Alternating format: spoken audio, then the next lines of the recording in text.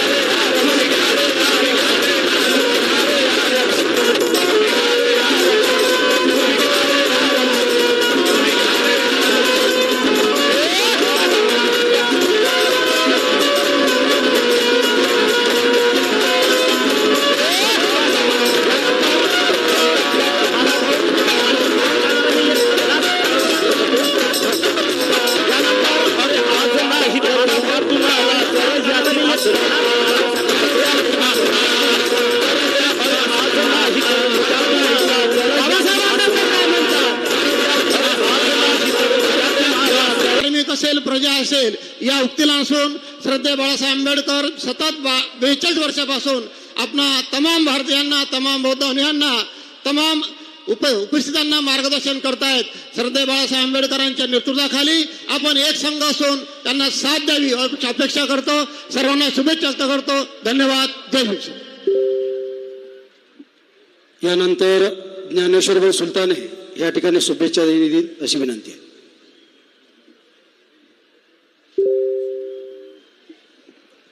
विश्वाला शांतीचा संदेश देणारे तथागत भगवान गौतम बुद्ध, बोधिसत्व परमपूज्य डॉक्टर बाबासाहेब आंबेडकर, महात्मा ज्योतिबा फुले, सावित्रीबाई फुले, अहिल्यादेवी होळकर यांच्या विचारांना प्रथम अभिवादन करून नका.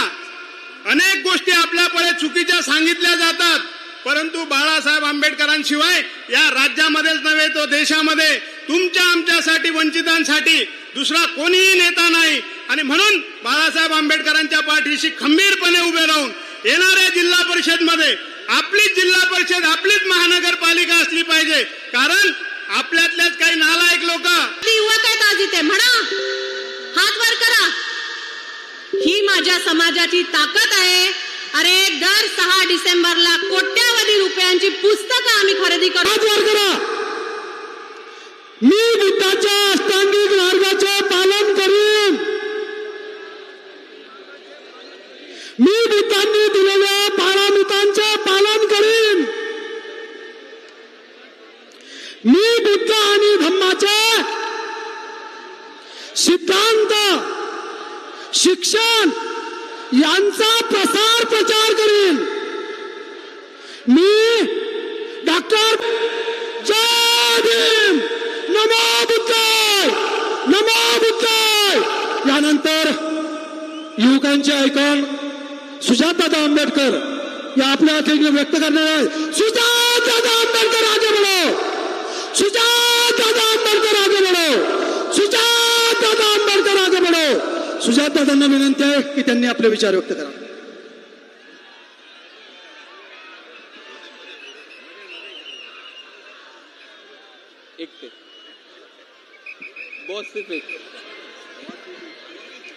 हॅलो हॅलो मागच्या लोकांना शेवटपर्यंत माझा आवाज येतोय?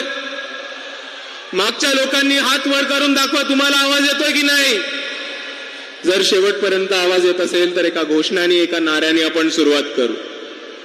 डॉक्टर बाबासाहेब आंबेडकरांचा, डॉक्टर बाबासाहेब आंबेडकरांचा, वंचित बहुजन आघाडीचा, वंचित बहुजन आघाडीचा. बाळासाहेब आंबेडकर तुम आगे बढ़ो, बाळासाहेब आंबेडकर तुम आगे बढ़ो.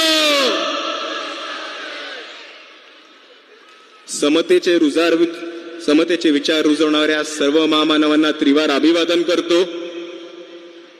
तसेच मंचावर उपस्थित आदरणीय बाळासाहेब आंबेडकर, सभेचे अध्यक्ष PG वानखडे साहेब, इथे उपस्थित भिक्खू संघ, माता भगिनी आणि ह्या लढाईतल्या तमाम साथीदारांना माझा मानाचा, प्रेमाचा, सन्मानाचा क्रांतिकारी जय भीम. मित्रांनो, आपण बघितलं असेल भाषणामध्ये, भाषण सुरू करताना आपण महामानवांचे नाव घेतो, त्यांना अभिवादन करतो आणि त्याच पद्धतीने प्रोटोकॉलनुसार मंचावरच्या मान्यवरांची सुद्धा नावं घेतो. पण आज मला आपल्या सर्वांसमोर काही वेगळी नावं घ्यायला आवडतील आणि ती नावे अशी आहेत: शहीद रोहित वेमुल्ला, पायल तडवी, विराज जगताप, अरविंद बनसोड, सागर शेजवळ, अक्षय भालेराव आणि शहीद सोमनाथ सूर्यवंशी. यांच्या स्मृतीला विनम्र अभिवादन करतो आणि इकडे तमाम तरुणांच्या वतीने आपल्याला एवढं सांगतो की वंचितांच्या पोरांवर, कोणत्याही वंचितांच्या पोरावरती परत ही वेळ येऊ नये, ह्याच्यासाठी आम्ही सर्व लढत राहू आणि शेवटपर्यंत लढत राहू, ही आपल्या सर्वांसमोर उभे राहून गवाही देतो. आणि मित्रांनो, आपण जेव्हा या लढाईबद्दल बोलतो तर ती लढाई तलवारीची नाहीये. बाबासाहेबांना आपल्याला लढायला शिकवलंय तलवारीनी नाही तर ते पेननी. ही लढाई बुद्धीची आहे आणि जितकीच ही लढाई बुद्धीची आहे, आपल्या डोक्याची आहे, तितकीच ही लढाई सांस्कृतिक आहे, सामाजिक आहे, राजकीय आहे आणि धार्मिक सुद्धा आहे. कारण मित्रांनो, बाबासाहेब आंबेडकरांनीच आपल्याला सांगितलं होतं की या भारत देशाची जी चळवळ आहे, या भारत देशामधला जो संघर्ष आहे, तो विषमतावादी मनूची व्यवस्था आणि दुसऱ्या बाजूला क्षमतावादी गौतम बुद्धांचे विचार, याच्यामधला एक संघर्ष आहे. आणि म्हणून बाबासाहेब आंबेडकर आपल्याला म्हणतात की आपल्याला भारत बुद्धमय करायचा आहे. पण भारत बुद्धमय करायचा आहे ह्याचा आपल्या सर्वांनी अर्थ समजून घेतला पाहिजे. ह्याचा अर्थ हे नाही होत की कागदपत्र सगळ्यांना बौद्ध करायचं. ह्याचा अर्थ हे पण होत नाही की शेवटच्या माणसाला दीक्षा द्यायची. याचा अर्थ एवढाच होतो की आपल्याला गौतम बुद्धांचे विचार हे शेवटच्या माणसापर्यंत पोचवायचे आहेत आणि त्याला शांतीचा आणि समतेचा संदेश हा गौतम बुद्धांचा आपण जर शेवटच्या माणसापर्यंत पोचवू शकलो तर आपण बाबासाहेबांच्या स्वप्नातला भारत हा बौद्धमय करू शकू, एवढं आपण सर्वांनी समजून घेतलं पाहिजे. मी सुरुवातीला जी नावं घेतली आपल्या सर्वांना माहिती असेल ते कोण आहेत. पण आपल्याला जर नसेल माहिती ही लोक कोण आहेत तर आपल्याला थोडक्यात सांगतो की दलित, बहुजन, आदिवासी, वंचित समूहातनं आलेली ही तरुण होती. हे अतिशय हुशार पोरं होती. गेल्या 10 वर्षात वेगवेगळ्या कारणाने या पोरांचा जीव घेतला होता इकडच्या जातीवाद्यांनी. पण आपण हे नका विसरू की ही पोरं अतिशय हुशार होती, शिक्षण घेत होते, उच्च शिक्षण घेत होते. बरेचसे लोक याच्यामधले पदवीधर होते. पण त्यांची प्रगती आणि त्यांची शिक्षणामुळे झालेली तरक्की इकडच्या जातीवाद्यांच्या डोळ्यामध्ये खुपली म्हणून त्यांचा खून केला, हे आपण विसरू नका. वेगवेगळ्या कारणांमुळे मारलं. Doctor Rohit Vemula PhD student होते, हैदराबाद युनिव्हर्सिटीमध्ये शिक्षण घेत होते. तिकडचा ASA आंबेडकराईट स्टुडंट असोसिएशनची त्यांनी सत्ता स्थापन केली होती आणि ते तिकडच्या ABVP ला खुपलं होतं. खोटे पत्र देऊन, मंत्र्यांकडनं, खासदारांकडनं खोटे पत्र आणून त्यांनी रोहित वेमुलाची ऍडमिशन बंद करवली, स्कॉलरशिप बंद करवली आणि त्यामुळे रोहित वेमुंना आत्महत्या करायला भाग पडलं. दुसऱ्या बाजूला पायल तडवी MBBS केलं होतं, पोस्ट ग्रॅज्युएटचं शिक्षण घेत होत्या मुंबईमध्ये, आदिवासी समाजातून येत होत्या. आजूबाजूच्या जातीवाद्यांनी त्यांना मेंटल टॉर्चर केलं, जातीवादक वागणूक दिली आणि त्यांना आत्महत्या करायला भाग पडलं. विराज जगताप तसेच नितीन आगे, आंतरजातीय प्रेम होतं या आरोपाखाली या दोघांना इकडच्या जातीवाद्यांनी जीवे मारलं. नितीन आगे 15 वर्षाचे होते, 10वीचे विद्यार्थी होते आणि नुकतंच अहमदनगर कोर्टनी त्यांच्या सगळ्या आरोपींना बळी केले. आणि ह्याच्यामुळे हा प्रश्न उपस्थित होतो की नितीन आगेंचे आरोपीच नव्हते तर नितीन आगेंना मारलं कोण. त्याचबरोबर सागर शेजवळ आपल्याला माहिती होतं, शिर्डीमधलं प्रकरण होतं. डॉक्टर बाबासाहेबांची रिंगटोन होती त्यांच्या फोनवर आणि फक्त डॉक्टर बाबासाहेबांची रिंगटोन इकडच्या प्रस्थापितांसमोर जातीवाद्यांसमोर वाजली म्हणून त्याला जीवे मारलं, मोटरसायकलवरती टाकून गावाच्या बाहेर नेऊन टॉर्चर करून मारलं. अरविंद बनसोड नागपूर काटोलचे होते, त्यांनी त्यांच्या गावामध्ये जातीवादींच्या विरुद्ध एक बंड पुकारला म्हणून ते ज्या पेट्रोल पंपवरनं काम करत होते त्या पेट्रोल पंपवरनं त्यांना रात्री उचललं आणि त्यांना जीवे मारण्यात आलं. आणि दुसऱ्या बाजूला अक्षय भालेराव हे नांदेड बोंदारमध्ये राहणारे होते, त्यांनी त्यांच्या गावामध्ये पहिली जयंती काढली बाबासाहेबांची म्हणून त्यांना मारण्यात आलं. अरविंद बनसोड आणि अक्षय भालेराव हे वंचित बहुजन आघाडीचे कार्यकर्ते होते, साथीदार होते आमचे. आणि तसेच आपल्या सर्वांना परभणीमध्ये सोमनाथ सूर्यवंशींची काय घटना होती माहिती होती. सोमनाथ सूर्यवंशी वडार समाजाचे होते, पण जरी ते वडार समाजाचे होते, सोमनाथ सूर्यवंशी एक सच्चे आंबेडकरवादी होते हे तुम्ही विसरू नका मित्रांनो. जेव्हा बाबासाहेबांची पुतळ्याची विटंबना झाली, जेव्हा संविधानाचं प्रत तिकडे तोडलं, तेव्हा एका आंदोलकाच्या भूमिकेमध्ये सोमनाथ सूर्यवंशी आले आणि आंदोलन करायला धावून आले. तेव्हा त्यांनी पोलिसांनी त्यांना उचललं, लॉकअपमध्ये टाकलं, टॉर्चर केलं, बेदम मारलं आणि त्या मारहाणीमध्ये त्यांचा मृत्यू झाला. मित्रांनो, आता आपण एक समजून घेतलं पाहिजे की सोमनाथ सूर्यवंशी जरीही वडार समाजामधनं आले असले, त्यांना बाबासाहेबांचे विचार पटले होते, त्यांना बाबासाहेबांचा मार्ग पटला होता म्हणून ते LLBचं शिक्षण घेत होते, स्वतःचं उच्च शिक्षण कंप्लीट करत होते आणि त्याचबरोबर वंचित बहुजन आघाडीचं काम करत होते. पण ह्या लोकांमध्ये एकच गोष्ट कॉमन आहे मित्रांनो, एकच गोष्ट कॉमन आहे की हे सगळे विद्यार्थी हुशार होते, उच्च शिक्षण घेत होते आणि शिक्षणाच्या मार्फत आरक्षणाच्या जोरावरती स्वतःची तरक्की आणि प्रगती आणि विकास करत होते. आणि हाच विकास इकडच्या जातीवाद्यांना खुपला आणि म्हणून त्यांनी या सर्वांना जीवे मारलं. आणि मित्रांनो, तुम्ही यांचं कट्टग्रस्तान लक्षात ठेवा. आपल्यातला एक मारणं ह्यांना सोपं नाहीये, म्हणून हे आपली प्रगतीची पायरी बंद करून टाकणार आहेत, विकासाचा रस्ता बंद करून टाकणार आहेत. आणि म्हणून आज आपल्याला एवढ्या मोठ्या परिस्थितीत आरक्षण बंद होणार या बाता ऐकायला लागतात.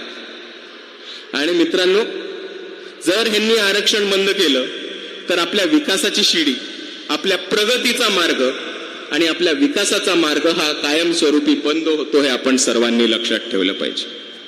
आणि ह्याच्यामध्ये सगळे एकत्र आहेत, बीजेपी वाले आहेत, RSS वाले आहेत, धारकरी आहेत, अर्धे चड्डी वाले आहेत, काँग्रेस वाले आहेत, राष्ट्रवादी वाले आहेत, सगळे नागनाथ सापनाथ लोक एक होतात आणि सगळे आरक्षणाच्या विरुद्ध एक होतात. आणि तुम्हाला थोडक्यात सांगतो हे आरक्षणाचं होणार कसं आहे गणित. आता तुम्हाला सोपा मुद्दा सांगतो की अमेरिकेमध्ये एक H1B व्हिसा म्हणून एक प्रकार असतो. जे नोकरीला जातात, जे शिक्षणाला जातात त्यांना H1B व्हिसा मिळतो. पुढच्या वर्षीपासून H1B व्हिसा रद्द होतोय आणि सगळ्या अमेरिकेतल्या NRIला परत तात्या ट्रम्प भारतात पाठवून देणार आहे. आणि एकदा हे भारतीय परत आले तर आपले जे पंतप्रधान आहेत मोदी शेख, त्यांना नोकऱ्या कुठनं देणार? आपलं आरक्षण बंद करून. आपलं आरक्षण बंद करून ज्या नोकऱ्या वाचणार आहेत, आपलं आरक्षण बंद करून ज्या शिक्षणाच्या सीटा वाचणार आहेत, त्या ह्या NRIंना देणार आहेत. आणि त्याच्यासाठी आरक्षण बंद करायचं कट कारस्थान इथे या महाराष्ट्रामध्ये उभं झालंय, भारतामध्ये उभं झालंय. ही परिस्थिती आपल्या सर्वांना समजून घ्यायची मित्रांनो. आणि ह्याच्यामध्ये फक्त बीजेपी एकटे नाहीयेत. इकडचे सगळे प्रस्थापित एक होतात वंचितांना वंचित ठेवण्यासाठी आणि इकडच्या शोषितांना, वंचितांना, पीडितांना पुढे जाण्याचा मार्ग बंद करण्यासाठी हे सगळे प्रस्थापित एक होतात. आपल्याला अकोल्याचा इतिहास माहितीच आहे. जेव्हा जेव्हा वंचितची सत्ता येऊ इच्छिते, जेव्हा जेव्हा वंचितची सत्ता येते, तेव्हा बरोबर सभागृहामध्ये भाजप, काँग्रेस, राष्ट्रवादी, शिवसेना सगळे एक होतात. आणि त्याच पद्धतीने इकडच्या वंचितांचं आरक्षण बंद करायला सुद्धा हे सगळे काँग्रेस, राष्ट्रवादी, भाजप, शिवसेना एक झालेत. आणि म्हणूनच 2 आठवड्यापूर्वी अडाणींच्या NDTV वरती सुप्रियाताईंनी भाष्य करताना हे म्हटलं होतं की जातीवरचं आरक्षण रद्द करून ते आर्थिक निकषावरती आधारित केलं पाहिजे. पण मित्रांनो, आपण एक गोष्ट समजून घ्या की आरक्षण जर उद्या बंद झालं तर ह्या सगळ्यांचं नुकसान होणार आहे. प्रस्थापितांचं आरक्षण बंद झालं तर नुकसान होणार आहे का? काँग्रेसवाल्यांचं नुकसान होणार आहे? राहुल गांधी, बाळासाहेब थोरात, पृथ्वीराज चव्हाण यांच्या कुटुंबियांचं नुकसान होणार आहे आरक्षण बंद झालं तर? भाजपवाल्यांचं नुकसान होणार आहे? नरेंद्र मोदी, देवेंद्र फडणवीस, अमित शहा यांचं नुकसान होणार आहे आरक्षण बंद झालं तर? राष्ट्रवादीवाले, शरद पवार, सुप्रियाताई, अजितदादा यांचं काही नुकसान होणार आहे का आरक्षण बंद झालं तर? नुकसान कोणाचं होणार आहे? नुकसान कोणाचं होणार आहे? मग लढलं कोणी पाहिजे? मित्रांनो, तुमच्या सर्वांसमोर इथे उभं राहून सांगतोय, मला स्वतःला आरक्षणाचा महत्व पटतो आणि आरक्षण वाचवण्यासाठी मी शेवटपर्यंत लढत राहील. माझ्या बरोबर कोणी आलं नाही आलं फरक नाही पडत. आरक्षण वाचवण्यासाठी शेवटच्या मिनिटापर्यंत लढत राहील. आता सांगा तुम्ही बरोबर आहात की नाही? बरोबर आहात की नाही? आणि मित्रांनो, आपल्या सर्वांसमोर बाता करणारे, डिंग्या करणारे खूप लोक येतात, लंब्या लंब्या बाता फेकून जातात. पण आपल्या सर्वांसाठी लढणारे लोक आपल्या सर्वांसमोर बसलेत. आपल्या सर्वांसाठी लढणारा नेता आपल्या सर्वांसमोर बसलाय.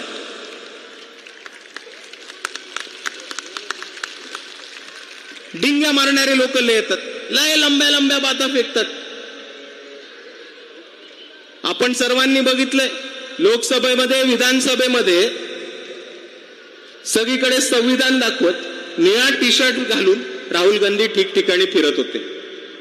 पण भाई, नीला टी-शर्ट पहना ये इंपॉर्टेंट नहीं है, वो नीले टी-शर्ट के अंदर जनीव है, ये इंपॉर्टेंट है, ये मत भूलना भाई.